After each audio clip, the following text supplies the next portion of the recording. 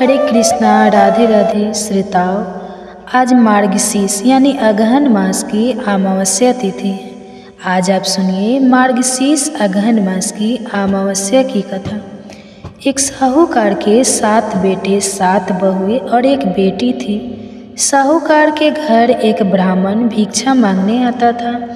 ब्राह्मण को साहूकार की बहू भिक्षा देती थी तो वह ले लेता था, लेकिन जब बेटी भिक्षा देती थी तब वह भिक्षा नहीं लेता था और कहता कि बेटी तुम सुहागन तो हो, पर तुम्हारे भाग्य में दुख लिखा है। यह बात सुनकर बेटी को चिंता होने लगी और उसका शरीर कमज़ोर होने लगा। तब एक दिन उसकी माँ ने उससे पूछा कि बेटी तुम इतनी चिंता क्यों करती हो और इन दिनों इतनी कमज़ोर क्यों दिखाई देती हो। तब उसने बताया कि एक ब्राह्मण भिक्षा मांगने आता है जो कहता है कि बेटी तुम सुहागिन तो हो, पर तुम्हारे भाग्य में दुख लिखा है। यह बात सुनकर उसकी माँ ने कहा कि अगर वह ऐसा कहता है तो मैं कल सुनूंगी। अगले दिन जब वह ब्राह्मण फिर से भिक्षा लेने आया तो उसकी माँ छुपकर बैठ गई। जब बेटी भिक्षा देने लगी तो ब्राह्मण ने फिर से वही बात बोली। इतनी बात सुनकर उसकी माँ बाहर निकल कर आई और बोली, एक तो हम तुम्हें भिक्षा देते हैं और तुम ऊपर से हमें कोसते हो। तब ब्राह्मण बोला कि मैं कोसती नहीं हूँ, जो सच है वही बोलता हूँ, जो इसके भाग्य में लिखा है वही कहता हूँ। तब माँ ने ब्राह्मण से कहा कि तुम्हें यह पता है कि इसके भाग्य में दुख लिखा है, तो यह भी बता दो कि यह कैसे दूर होगा। तब ब्राह्मण बोला कि 7 समुंदर पार एक सोना धोबन रहती है जो सोमवती अमावस्या का व्रत करती है। अगर वह आकर अपना फल दे दे तो इसका निवारण हो सकता है, नहीं तो विवाह होते ही इसके पति को सांप डस लेगा। यह बात सुनकर माँ बहुत रोने लगी और सोनिया धोबिन की तलाश में जाने लगी। चलते चलते रास्ते में तेज धूप पड़ने लगी तो साहूकार ने एक पीपल के पेड़ के नीचे बैठ गई। उस पीपल के पेड़ में एक गरुड़ पक्षी का घोंसला था जिसमें गरुड़ का छोटा बच्चा रहता था। साहूकारनी को घोंसले के पास एक सांप जाता हुआ दिखाई दिया तो उसने उस गरुड़ के बच्चे को बचाने के लिए उस सांप को मारकर ढाल के नीचे रख दिया। जब गरुड़ और पंखी आए तो घोंसले के पास खून देखकर क्रोधित हो उठे और साहूकारनी को चोंच मारने लगे। तब साहूकारनी बोली कि मैंने तो तुम्हारे बच्चे की जान बचाई है, यह सांप तुम्हारे बच्चे को डसने वाला था तो मैंने इसे मारकर गिरा दिया। गुरु ने सांप की ओर देखकर कहा कि तुमने हमारे बच्चे की जान बचाई है, अब तुम्हें जो मांगना है मांगो। तब साहूकारनी ने बोली कि मुझे 7 समुंदर पार सोनिया धोबिन के घर छोड़कर आओ। गरुड़ ने साहूकारनी को अपनी पीठ पर बैठाकर 7 समुंदर पार सोनिया धोबिन के घर छोड़ आया। वहाँ जाकर कानी ने सोचा कि सोनिया धोबिन को कैसे राजी किया जाए। सोनिया धोबिन के 7 बेटे और 7 बहुएं थीं। उसकी 7 बहुएं काम को लेकर रोज़ लड़ाई करती थी और काम भी नहीं करती थी। रात को जब सब सो जाते थे तो साहूकारनी सोनिया धोबिन के घर जाती और घर का सारा काम करती।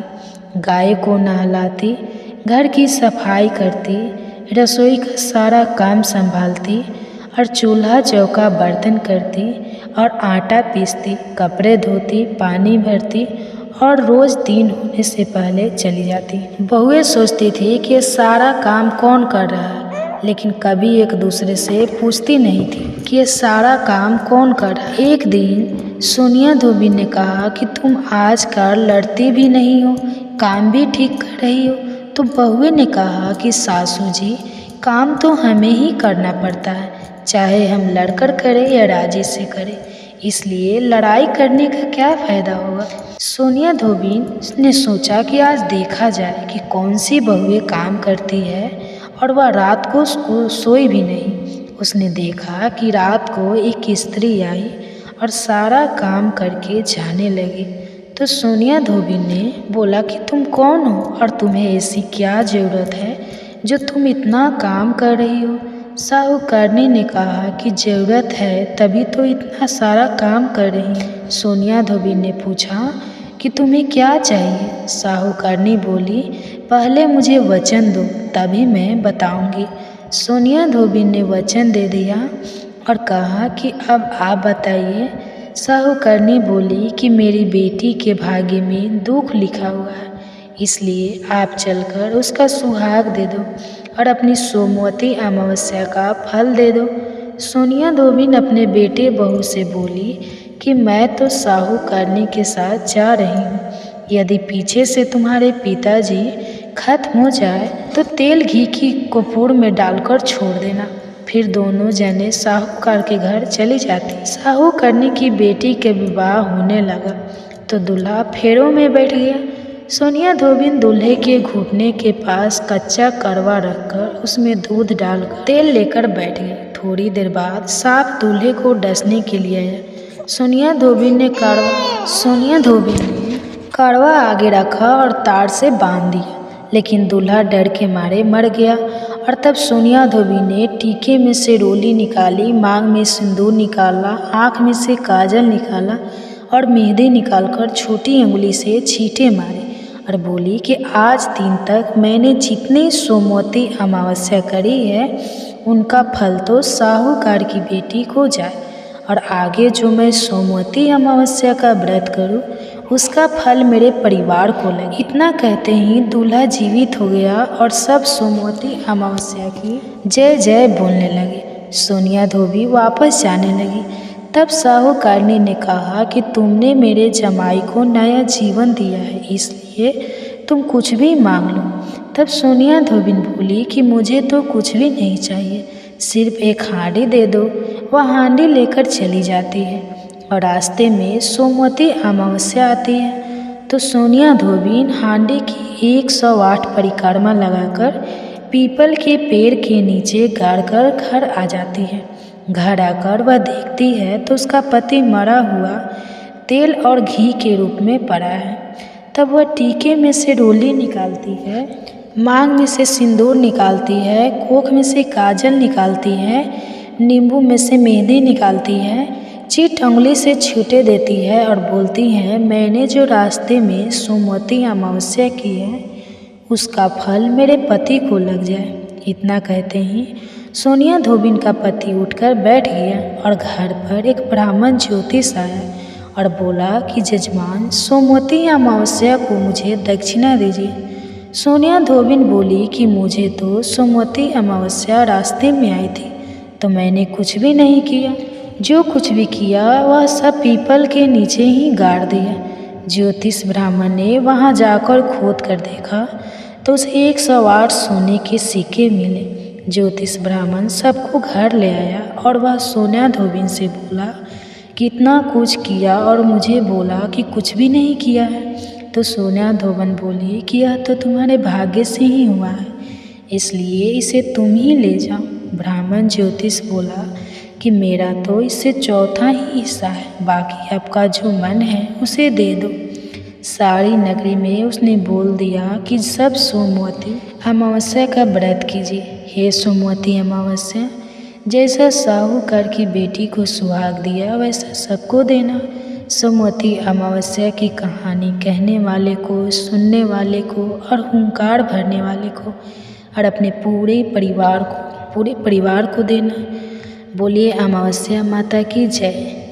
आप सुनिए भगवान कृष्ण की एक सुंदर कहानी। एक समय की बात है, भगवान श्री कृष्ण माता अंबिका के मंदिर गए और उनसे प्रार्थना करने लगे कि हे अंबिके, आप मुझ पर कृपा करें। तब माँ अंबिका बोली, हे कन्हैया, बताओ आपकी क्या प्रार्थना है। फिर कन्हैया जी बोले कि हे माँ अंबिके, मुझे एक बात बताओ, पूरी दुनिया में सबसे कोमल वस्तु कौन सी है। फिर माँ बोली, हे कन्हैया, इस दुनिया में सबसे कोमल दो ही वस्तु है, एक श्रीमती राधा रानी और दूसरे आप कन्हैया। कन्हैया हैरान होते हुए बोले, माँ, यह तो मैं जानता हूँ कि श्रीमती राधा रानी अति कोमल है, लेकिन मैं भी कोमल हूँ, यह तो मुझे आज ही पता चला। हे माँ, मैं आपसे एक विनम्र विनती करता हूँ, कि आप मुझे बस एक आशीर्वाद दीजिए कि जैसा आपने कहा कि मैं राधा रानी की तरह अति कोमल हूँ, तो मुझे आशीर्वाद दीजिए कि मैं जो चाहूँ वही बन जाऊँ। यह सुनकर माँ अंबिका मुस्कुराती हुई बोली, जाओ कन्हैया, आपको आशीर्वाद दिया कि आप जो चाहोगे वही बन जाओगे।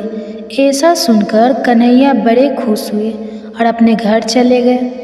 तब कन्हैया ठीक श्री राधा रानी के सम्मुख पहुँच गए, जहाँ कन्हैया श्री राधा रानी के आभूषणों की तरह देखते हैं, जो कि श्री ललित जी श्री राधा रानी को सजा रही थी। तब श्री कृष्ण ने सोचा कि यह आभूषण कितने कठोर हैं, जो मेरी राधा रानी को कष्ट देते हैं। वह इन कठोर आभूषणों को पहन तो जरूर लेते हैं, लेकिन केवल और केवल मेरी प्रसन्नता के लिए कि मैं सुखी रहूं। लेकिन इतनी सुंदर और इतनी कोमल श्री राधा रानी को इन आभूषण की क्या आवश्यकता है। हे प्रिय भक्तों, एक बार श्री कृष्ण ने बरसाने में छुपकर राधा रानी को श्रृंगार करते हुए देखा। इतने भारी और चुभने वाले गहने श्री राधा रानी अपने फूल से शरीर पर पहन रही थी। तभी ललिता सखी ने उनसे इतने गहने पहनने का कारण पूछा, तो सुंदरता की देवी श्री राधा रानी ने कहा कि वह इतनी रूपवान नहीं है और सज धज के श्याम सुंदर के लायक बनना चाहती है। तब कृष्ण को यह सुनकर बड़ा ही दुख हुआ कि श्री राधा अपने प्रेम में इतने चुभने वाले भारी गहने पहन रही है। यह देखो, यह कान का झुमका कैसे इनके कोमल कानों को कष्ट दे रहा है। गले में लंबा हार तो देखो, इतनी कोमल और ऊपर से लंबा हाथ कैसे झुकी झुकी चल रही है। मेरी कोमलंगी रात साड़ी तो देखो, कितनी भारी नथ में बेसर कोमल नाक को जकड़ कर बैठी है। तब श्री कृष्ण ने याद किया कि माँ अंबिका ने मुझे कहा है कि इस पूरी सृष्टि में मैं अत्यंत कोमल हूँ, और अब तो मैंने उनसे वरदान भी ले लिया है कि मैं जो चाहूँ वह बन जाऊँ। हे प्रिय भक्तों, जब कन्हैया जी उसी समय अपने एक रूप से श्री राधा रानी के सारे आभूषण गे, उनकी साड़ी, लहंगा, महावर, नथ, कंचुकी, बेसर, अंगूठी, सब के सब कन्हैया स्वयं ही बन गए और दूसरे रूप में ललिता जी से बोले कि आप राधा रानी को यह आभूषण पहनाओ जो अत्यंत ही कोमल है। ललिता जी ने सारे आभूषण ले लिए और राधा रानी को पहनाने लगी। तब एक एक आभूषण से श्री राधा नाम की धुन निकलने लगी। तब राधा रानी ने कहा, यह आभूषण मेरे नाम क्यों गा रहे हैं? कन्हैया तो जानते थे कि यह सभी आभूषण वे स्वयं ही बने हैं, तभी तो आभूषण और वस्त्र आदि से राधा रानी की ध्वनि हो रही है। हे प्रिय श्रोताओं, एक एक आभूषण और वस्त्र आदि जो अत्यंत कोमल थे, श्री राधा रानी को अत्यंत ही सुख पहुंचा रहे थे। राधा रानी ललिता सखी से बोली, हे सखी, पहली बार मुझे आभूषण वस्त्र आदि श्याम सुख आलिंगन का आनंद पहुंचा रहे हैं। यह देखकर कन्हैया बड़े प्रसन्न हुए कि मेरी कोमल राधा रानी को मैं स्वयं अपने कोमल देह से वस्त्र आभूषण बनकर उन्हें सुखी कर रहा हूँ। हे प्रिय श्रोताओं, अब देखिए अब ऐसा क्यों हुआ, क्यों कृष्ण राधा रानी के आभूषण कोमल बने? क्योंकि एक दिन श्री चित्रा सखी राधा रानी की बेड़ी में फूल का गजरा बांध रही थी और यह दृश्य श्री कृष्ण झाड़ियों में छिपकर देख रहे थे। तभी राधा रानी की बेड़ी में जैसे ही चित्रा जी पुष्प बांधती, तभी राधा रानी अपने केसों को फैलाकर सारे फूलों के गजरे को धरती पर फैला देती। तब चित्रा जी कहती, हे राधा रानी, आप यह क्या कर रही हो? सारे पुष्पों की माला और गजरा जो हम आपको पहना रहे हैं, आप सारे केस फैलाकर क्यों गिरा रही हो? तब राधा रानी की आंखों में आंसू आ गए और यह सब भगवान श्री कृष्ण छुप कर देख रहे थे। राधा रानी चित्रा का हाथ पकड़कर बोली, हे सखी, मैं तुम पर वाड़ी वाड़ी जाती हूँ, लेकिन जब तुम मेरे केस में यह फूलों की माला डालकर उन्हें बांधती हो, तब मुझे अत्यंत वेदना होती है, क्योंकि यह काले केस मुझे श्याम सुंदर के वर्ण की याद दिला देते हैं। और जब तुम मेरे श्याम सुंदर रूपी केस को फूलों से बांधने का प्रयास करती हो तब मैं दुखी हो जाती हूँ, यह सोचकर कि तुम कैसे मेरे श्याम सुंदर रूपी केस को बांध सकती हो। मैं अपने श्याम को बांधता हुआ नहीं देख सकती, बस तभी अपने सारे केस श्रृंगार को पल भर में खराब करके सब केस को खोल देती हूँ कि मेरे कन्हैया को कोई ना बांधे, चाहे मैं ही क्यों ना हूँ। और जब भगवान श्री कृष्ण ने राधा रानी की यह बातें सुनी तो उन्होंने अंबिका जी से प्रार्थना की और स्वयं ही राधा रानी के वस्त्र आभूषण सब बन गए ताकि राधा रानी को कोई कष्ट ना हो। तो सभी एक बार प्रेम से बोलिए राधा कृष्ण भगवान की जय। तो आइए आप सुनते हैं भागवत गीता का पाठ। उसे यह भी बताते हैं कि मृत्यु के समय मनुष्य का ध्यान रहता है, मृत्यु के बाद आत्मा पहुंचती है। परम गति से जाने के 2 मार्ग के बारे में बताते हैं और भगवान से पूछते हैं कि शीघ्र किसे कहते हैं तथा और जिस व्यक्ति ने अपने आप को वश में कर लिया है वह मृत्यु के समय तुम्हें परमात्मा भगवान यह प्रश्न सुनकर अर्जुन को समझाते हैं। परम सत्य है, ब्रह्मा अस्तित्व वस्तु इस सृष्टि का मूल है, वह सबसे उच्चतम पर अनश्वर है। प्रत्येक जीव के शरीर में स्थित ब्रह्मा आत्मा कहते हैं। कर्म शक्ति का नाम है जिससे सब वस्तु तो अस्तित्व में लाया जाता है और जिससे उन्हें परिवर्तित किया जाता है। अभिभूत नश्वर भौतिक जगत है जिसमें सबसे तेज गई वस्तुओं का नाश या अंत होता है। अभिभूत का आधार परिवर्तनशील प्राकृतिक है। आदि देव जी में रहने वाली दिव्य आत्मा है, उसका दैवी तत्व है जिसका आधार विश्व की आत्मा है। अयज्ञ शरीर है, इसमें सभी एकगुण कर्म किए जाते हैं जिसका आधार जिसका स्वामी स्वयं मैं ही हूँ। मृत्यु के समय जो व्यक्ति मेरा ही ध्यान करता हुआ शरीर छोड़कर इस संसार से जाता है वह निश्चित ही बिंदास अंदाज है मेरे पद को प्राप्त कर लेता है। अंतिम समय में मनुष्य जिस भाव का ध्यान करता हुआ शरीर छोड़कर इस संसार से जाता है वह उस भाव के ध्यान से सदा मध्य रहने के कारण उस दशा को ही प्राप्त करता है। इसलिए पालतू सदा मुझे याद करो और युद्ध जब मेरा मन उम्र तेरी बुद्धि दोनों मेरी लगी रहेगी जब तब निश्चित रूप से बिना संदेह से तो मुझे ही प्राप्त करेगा। जो व्यक्ति लगातार अभ्यास द्वारा रचित को योग में लगाकर उस परम पुरुष अध्ययन करता है और अपने चित्त को कहीं भटकने नहीं देता वह अवश्य ही उस दिव्य पुरुष को प्राप्त कर लेता है। जो व्यक्ति उस सब कुछ जानने वाले परमात्मा का ध्यान करता है जो कि सूक्ष्म से भी सूक्ष्म है और जो सबको धारण करने वाला है, इसके रूप का ध्यान भी नहीं किया जा सकता। जो अंधकार से परे है और जो सूर्य जैसे तेज वाला है, जो व्यक्ति मृत्यु के समय मन को भक्ति और योग पर स्थिर करके अपनी प्राण शक्ति को बालों के बीच अच्छी तरह स्थापित करता है वह दिव्य प्रेम पुरुष यानी मुझे को प्राप्त करता है। शरीर के सभी द्वारों के संयम में रखकर मन को हृदय में रोककर प्राण शक्ति को मस्तक में स्थिर करके और योग द्वारा एकाग्र होकर जो अक्षर ओम जो कि ब्रह्मा ही है उसका उच्चारण करता हुआ मुझे भगवान को याद करता हुआ अपने शरीर को छोड़कर इस संसार से जाता है वह परम गति को प्राप्त कर लेता है। जो मनुष्य किसी भी वस्तु का ध्यान न करता हुआ लगातार मुझे याद करता रहता है वह अनुशासित योगी मुझे आसानी से अब कर लेता है। मुझ तक पहुँचने के बाद उस योगी को परम गति मिल जाती है और इसलिए उसे इस अस्थायी और दुख भरे संसार में फिर कभी जन्म नहीं लेना पड़ता। नीचे लोक से ब्रह्मलोक तक सभी लोग ऐसे ही हैं जिन्हें फिर जन्म लेना पड़ता है, लेकिन उस तक पहुंचने के बाद इसी को फिर से जन्म नहीं लेना पड़ता। जो लोग इस बात को जान लेते हैं कि ब्रह्मा का एक दिन 1000 यह लंबा होता है और ब्रह्मा की एक रात 1000 योग लंबी होती है, वह योगी जंगल के तत्व को जान लेते हैं। ब्रह्मा का दिन आरंभ होने पर सारी सृष्टि सभी वस्तुएं मेरी अव्यक्त प्रकृति से प्रकट हो जाते हैं, उससे उत्पन्न होती है। और ब्रह्मा का दिन समाप्त होने पर, उसकी रात होने पर यही सृष्टि सभी वस्तुएं समेत मेरी उसी व्यक्त प्रकृति में विलीन हो जाती है, उसमें समा जाती है।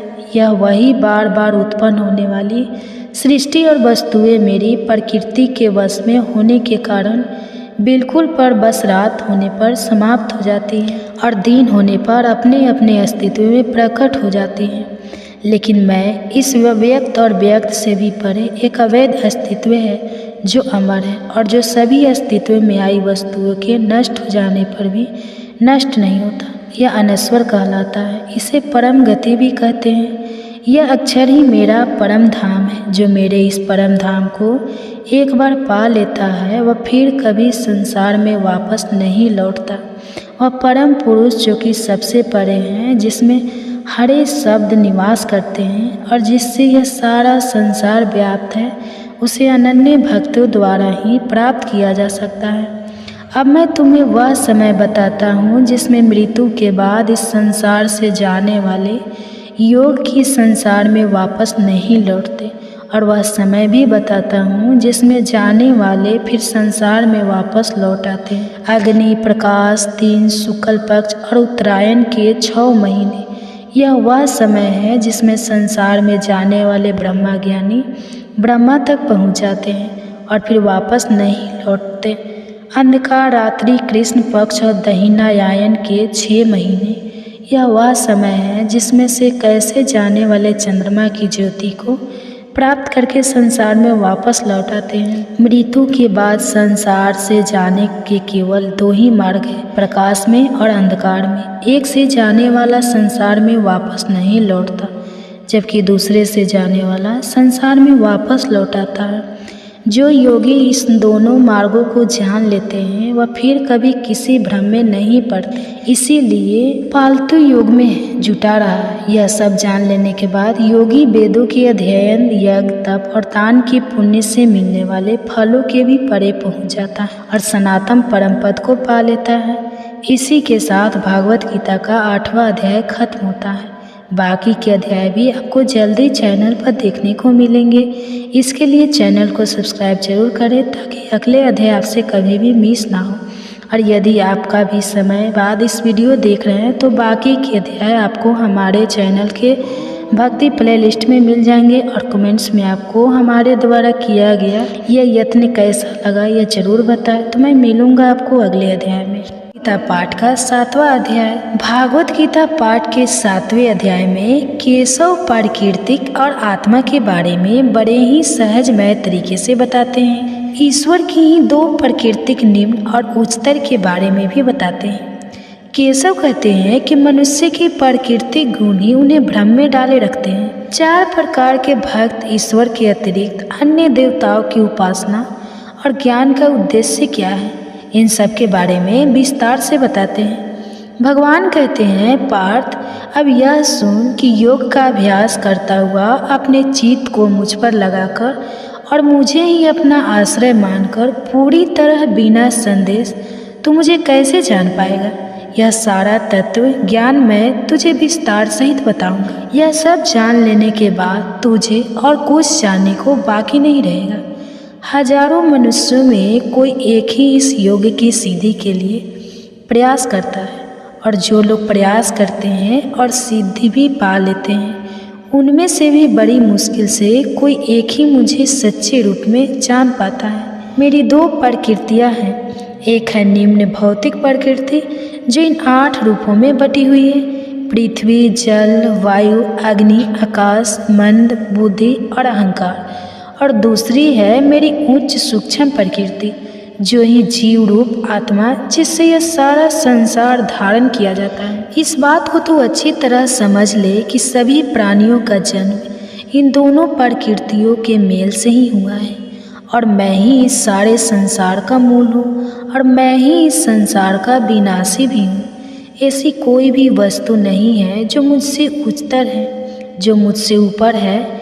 ऐसा कोई भी सत्य नहीं है जो मुझसे बड़ा हो। मैं ही वह सूत्र हूँ जिसमें सारा संसार पिरोया रहता है, जैसे माला के मोती धागे में पिरोए रहते हैं, वैसे ही सारा संसार मुझ में पिरोया हुआ है। मैं चंद्रमा और सूर्य में प्रकाश हूँ, वेदों में मैं ओम हूँ, आकाश में मैं शब्द हूँ, और पुरुषों में मैं पुरुष, और अग्नि में मैं तेज हूँ। सभी प्राणियों का मैं जीवन हूँ, सभी अस्तित्वों में आई वस्तुओं का मैं सनातन बीज हूँ। बुद्धि मानो कि मैं बुद्धि हूँ, तेजस्वीन का मैं तेज हूँ। तपस्वी जी प्राणियों में मैं धर्म के अनुकूल रहने वाले मैं लालसा हूँ, और बलवान का मैं इच्छा और द्वेष रहित बल हूँ।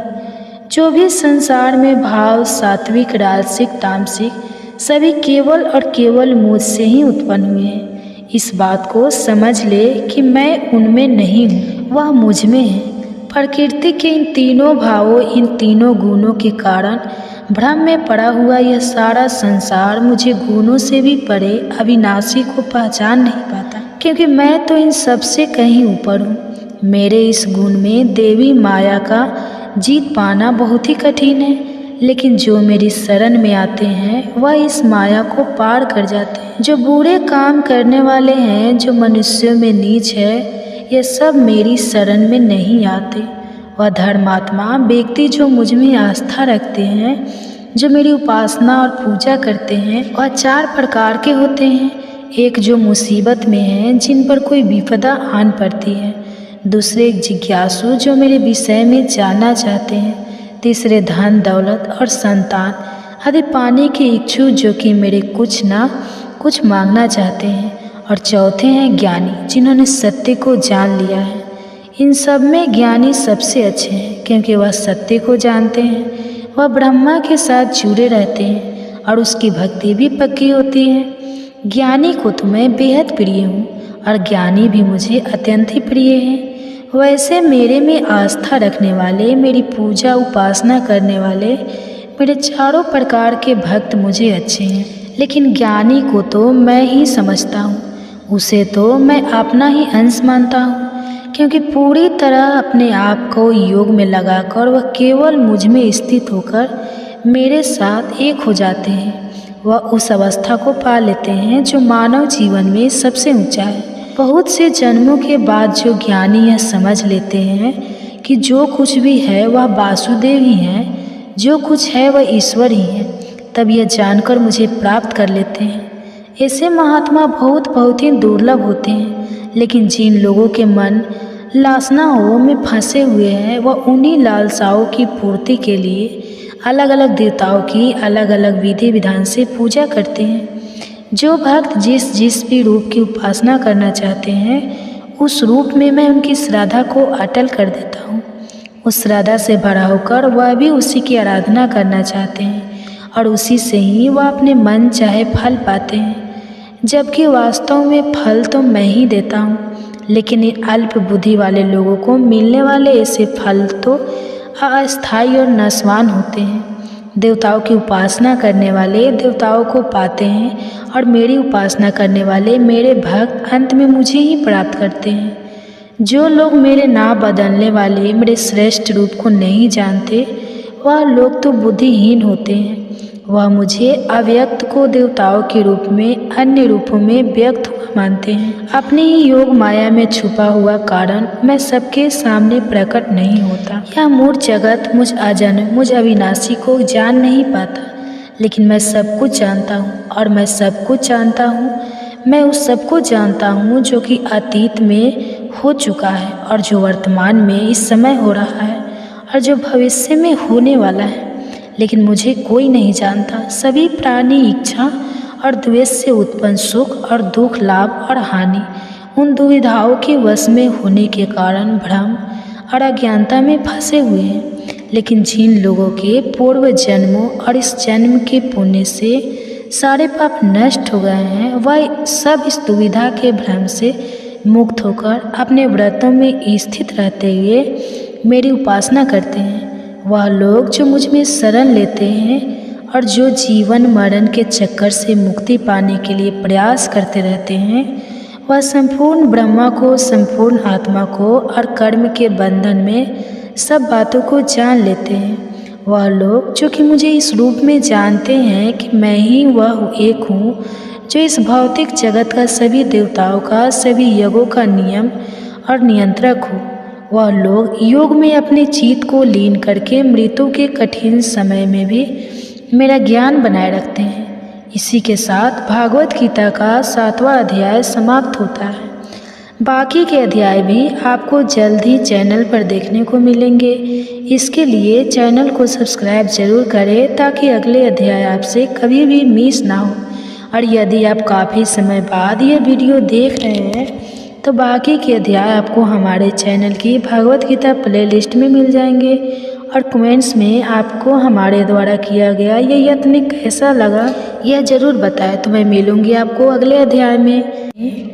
भगवान शरीर और मन की निरंतर जागरूक रहने की आवश्यकता के बारे में बताते हैं। आत्म उद्धार ध्यान योग के उपाय, ध्यान योगी के लक्षण, मन की चंचलता का प्रशिक्षण और उसी मन को वश में करने के उपाय के बारे में भी बताते हैं। श्री कृष्ण अर्जुन से कहते हैं, जो मनुष्य कर्म के फल की इच्छा ना रखते हुए अपने नियत कर्तव्य और अपने कर्म को करता रहता है, जो कि उसे करना ही चाहिए, वही योगी है, वही सन्यासी है। वह सन्यासी नहीं है जो यज्ञ करना बंद करते हैं और कोई भी कर्म ना करे। लेकिन भारत तो अनुशासित कर्म ही सन्यास समझ और यह भी जान ले कि कोई भी व्यक्ति अपने स्वार्थ, अपनी सभी इच्छाओं और अपने कर्मों के फल को त्यागे बिना योगी नहीं बन सकता। जो मुनि योग तक पहुंचना चाहता है उसके लिए निष्काम कर्म को साधन बताया गया है। जब वो योग तक पहुंच जाता है तब वहाँ उस योग में टिके रहने चाहिए और वहाँ से आगे बढ़ने के लिए शांति और स्थिरता कुछ साधन बताया गया है। जब मनुष्य इंद्रियों के विषय में या कर्मों में लिप्त होकर उसमें नहीं उलझता और जब मैं अपनी सभी इच्छाओं को त्याग देता है तब कहा जाता है कि उसने योग को पा लिया है, तब हे योगी कहलाता है। मनुष्य को अपना उद्धार स्वयं ही करना चाहिए और उसे अपना उद्धार स्वयं ही करना होगा। वह मन के द्वारा अपने आप को ऊपर उठाए और अपने मन को कभी नीचे ना गिरने दे, क्योंकि मनुष्य का मन ही उसका शत्रु है और यही मन उसका मित्र भी है। जिसने भी अपने मन को जीत लिया है उसने अपने मन पर काबू पा लिया है, उसका मन ही उसका सबसे बड़ा मित्र बन गया है। लेकिन जो अपने मन को जीत नहीं पाया है उसका मन उसी के काबू में नहीं है, उसका अपना मन ही उसका सबसे बड़ा शत्रु है। जब मनुष्य अपने मन को जीत लेता है और मन जीतने पर जब उसे पूर्ण शांति मिलती है तो उसकी आत्मा सदा समाधि में ही सीमित रहती है। वही सर्दी और गर्मी में, मान और अपमान में, समुद्र दुख में, इन सभी स्थितियों में शांति रहता है। जिसकी आत्मा ज्ञान और विज्ञान अर्जित और अनुभूत यह दोनों प्रकार के ज्ञान से तृप्त हो गई है, जो स्थिर है और जिसने अपनी इंद्रियों को जीत लिया है, इसके लिए मिट्टी, पत्थर, हीरे, ज्वारत, सोना और चांदी एक जैसे हैं। इस समदर्शी मनुष्य को योग युक्त कहा जाता है, अर्थात से भगवान से जुड़ा हुआ कहा जाता है। जो व्यक्ति सभी के एक साधु रहता है, सभी को एक समान ही देखता है, उस व्यक्ति को अधिक श्रेष्ठ माना जाता है। योगी को चाहिए कि वह एक आदमी अकेले बैठकर सावधानी से मन और आत्मा को वश में रखते हुए किसी भी प्रकार से काम ना करते हुए अपने मन को परमात्मा में एकाग्र करे। किसी अच्छे और स्वच्छ स्थान पर जो कि ना ही बहुत ऊंचा हो और ना ही बहुत नीचा हो, उस पर अपना आसन बिछाकर और उसी पर बैठकर मन को एकाग्र करके चित्त और इंद्रियों को वश में करके आत्मा की शुद्धि के लिए योग्य अभ्यास करना चाहिए। अपना शरीर, अपनी गर्दन और अपने सिर को सीधा उसमें रखते हुए, बिना हिले डुले अन्य किसी भी दिशा में ना देखते हुए, अवचेतन मन से भय रहित ब्रह्मचारी व्रत का पालन करते हुए स्वयं से अपने मन को मेरी ओर मोड़ ले और केवल मुझ में ही ध्यान लगाकर मुझे ही अपनी भक्ति का परम लक्ष्य बनाए। इस प्रकार जिस योगी ने अपने मन को वश में कर लिया है वह हमेशा योग में लगा रहता है, उस शांति और उस परम निर्माण को पा लेता है जो मेरे अंदर स्थित है, जो मेरे अंदर मौजूद है वास्तव में योग उस व्यक्ति के लिए नहीं है जो कि बहुत ही अधिक खाता है, और न ही उस व्यक्ति के लिए है जो बिल्कुल ही नहीं खाता। योग उसके लिए भी नहीं है जो बहुत अधिक होता है या बहुत अधिक चाहता है। जिस व्यक्ति की आहार और विहार दोनों नियमित है, जिसकी सभी इच्छाएं और सभी चेष्टाएं है, इसका सोना उठना भी नियमित है, उस व्यक्ति में ऐसा अनुशासन आ जाता है जो उसके सभी दुखों का नाश कर देता है। जो व्यक्ति इस चित्र की सभी लालसा को मिटाकर अनुशासित होकर केवल आत्मा में स्थित रहता है, आत्मा की रीतिक जाता है, तब यह योग में लीन कहलाता है। जैसे बिना हवाले स्थान में रखते हुए दीपक किलो स्थिर